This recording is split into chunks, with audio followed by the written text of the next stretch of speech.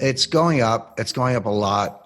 And let me just back that up a little bit because that's easy to say. I don't say things like that without a lot of analysis. There are three different ways to think about it. One is just some technical analysis. This is the third great bull market in gold in history. And when I say history, I'm only going back to 1971 because prior to 1971, gold was money. So you didn't have a bull market or a bear market. It was fixed to the dollar. The people who bang the table and say, give me a gold standard. I was like, well, be careful what you wish for, because in a gold standard, you're not going to make any money on gold because it's fixed, it's pegged to the dollar.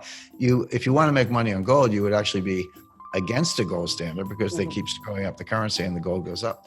But we had a bull market from 1971 to 1980 and gold went up 2,700%. Then we had a bear market from 1980 to 1999, and gold went down from $800 to $250. So that's, do the math, that's 60 or 70%. Then we had the second great bull market from 1999 to 2011, and gold went up 670%. Then we had a bear market. It's so funny how these things go in cycles. From 2011 to 2015, but you can call the bottom. It was December 16th, 2015. Gold was $1,050 an ounce. I'm talking US dollars. That was the bottom. And I saw it at the time, and I called it at the time based on a conversation I had with Jim Rodgers, who's the greatest commodities trader in history. And we were down in the Dominican Republic at Casa de Campo during the bear market. And I said, Jim, what do you think about gold? He goes, well, I own it. But I'm not buying more at the moment. I'm waiting.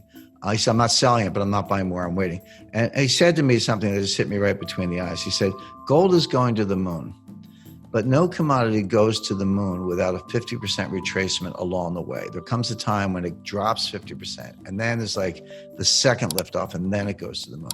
Now, take the bottom in 1999, it was $250 an ounce. The top was $1,900 an ounce in August 2011. So that's $1,750. Half of that, so 50% retracement would be down $825. So 1,900 minus $825 puts you at 1,075. Well, bingo, 1,050. That's close enough for government work, as we say. So when I saw 1,050, I talked to Jim Rodgers about this earlier. When I saw 1,050, I said, okay, there's your 50% retracement. Using 250 you have to have a base. Using 250 as your baseline, up to 1,900, take that gap, down 50%, boom, 1,075, we were 1,050. I said, that's the low. Now it's getting close to 1,900 again. I mean, actually, on an intraday basis, I think it just kind of kissed the all-time high. It was like right there. So there's the full retracement of the bear market. But this bull market, the third great bull market, started December 2015. We are up almost 90%. You go from 1,050 to 1,900. That's about 90%, 86, 87%. Yeah. But bear in mind, the last two bull markets, remember what I said, 2,700% and 670%. So 85% is great. But when you get into like 600, 700, 800%, or 2,000%, you're talking about $15,000 by 2025. So if we just did the average of the two prior bull markets, I'm not even talking about the higher of the two. Take the two bull markets, average the duration and the gain, and then apply it to December 2015. You get to the exact number is $15,000 by 2025, $15,000 an ounce by 2025. But people go, that's 4 years away. It's like 5 years away. I was like, yeah, but to get to from 2,000 to 15,000, you got to go 3,000, 4,000, 5,000, 6,000. You can make a ton of money. So that's where it's going. Now, could it go down tomorrow? Sure. I mean, the gold's volatile. I don't get too hung up on it because I'm kind of a buy and hold person. You know, I don't get too euphoric when it goes up, but I don't get depressed when it goes down. In fact, when it goes down, I like to see it go up for our listeners and our readers. But personally, I don't mind when it goes down because you can buy more at a cheaper price. Because I know it's going up. I know where it's going. So the answer is, and just a little, again, sixth grade math is usually sufficient. When you get to higher levels, a fixed dollar increase is a smaller percentage increase. So people go, oh, it went from 1,800 to 1,900. It went to 2,000, 2,100, and that's a big deal and good for all of us. But those $100 increments get to be more and more frequent and more common because they start looking like 1/2 of 1%. 1/2 of 1% is not a big deal in a market.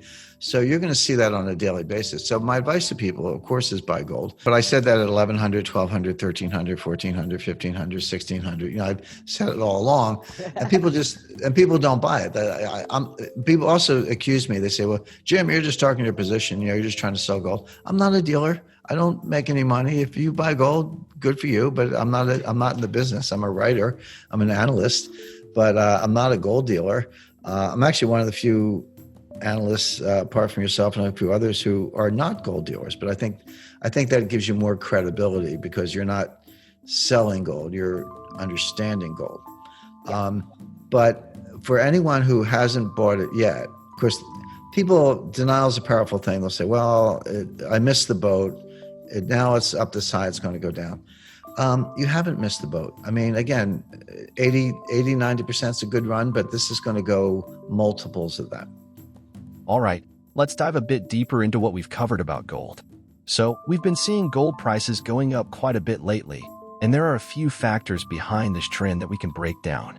Firstly, when we look back at the history of gold prices since 1971, we can identify 3 major periods where gold prices surged. These periods are often referred to as bull markets, and they're characterized by sustained increases in the price of gold. The most recent bull market began in 2015 when gold prices were relatively low. Since then, we've witnessed a significant uptrend, with gold prices rising by almost 90%. However, if we compare this current increase to the previous bull markets, it might seem a bit modest. For instance, in the past, we've seen gold prices skyrocket by 2,700% and 670%, making the current surge seem comparatively smaller. Now, looking ahead to the future, some experts are making bold predictions about where gold prices could be headed. There's talk of gold reaching a staggering $15,000 per ounce by 2025. That's a substantial jump from where prices stand today. But, of course, we have to consider that the path to that price level may not be smooth sailing. Gold prices can be quite volatile, meaning they can experience significant fluctuations in the short term. Despite this volatility, many investors still view gold as a valuable asset to have in their portfolios. That's because gold has a reputation for holding its value over time, especially when other investments might be struggling. So, if you're thinking about adding gold to your investment mix, it could be worth considering for the long term. In essence, the story of gold is one of resilience and opportunity.